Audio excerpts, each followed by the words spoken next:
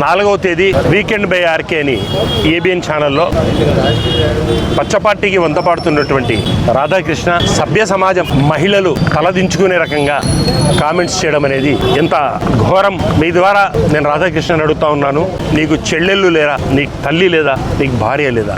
మా వెన్నెముక గురించి మాట్లాడుతూ ఉన్నాం.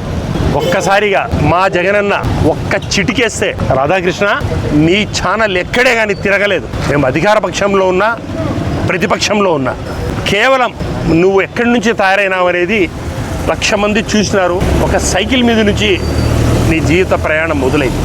ఈరోజు నీ బ్రోకరేజీ పనులకు చంద్రబాబు నాయుడుకు చేసుకుంటా ఉన్నావో ఎవరికి చేసుకుంటా ఉన్నావో చేసుకో. మా వైఎస్ఆర్సీపీ నాయకుల గురించి మాట్లాడితే ఖబర్దార్, అంతు చూడ్డానికి ఎవరు వెరవరు, ఎవరు భయపడరు. నీవు అంత పరుష పదజాలం వాడాల్సిన అవసరం ఏమొచ్చింది? మా వీకెండ్ గురించి మాట్లాడుతూ ఉన్నావు, నీ విధానం మాట్లాడుకో, మా విధానం మేము చెప్తాము. ప్రజలు ఎవరికైతే నచ్చుతారో వాళ్ళకి హర్షిస్తారు. నీవు ఆ రకంగా మాట్లాడము, భార్యలను చెల్లెళ్లను ఏమా మాటలు జాగ్రత్త. మేము మొన్న హైదరాబాద్కు పోయి నిరసన తెలపడం జరిగింది. స్టేట్ అంతా నిరసన తెలుపుతూ ఉన్నాము. నీ మీద అన్ని రకాల చర్యలు చట్ట ప్రకారం న్యాయ ప్రకారం తీసుకోవాలని చెప్పేసి ప్రతి అధికారికి ప్రతి ఆఫీస్లో మేము కంప్లైంట్ ఇవ్వడం జరుగుతుంది. నీకు అన్ని రకాలుగా చర్యలు తీసుకుంటాము.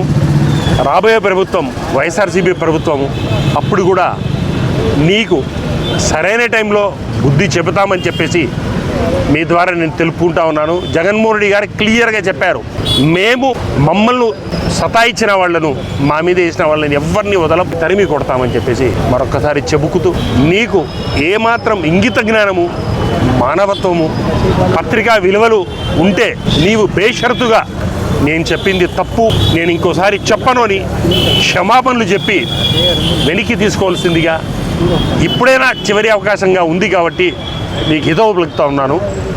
లేని పక్షంలో అన్ని రకాల చర్యలు మేము తీసుకుంటామని చెప్పేసి మీ ద్వారా తెలుపుతాం. నమస్కారం.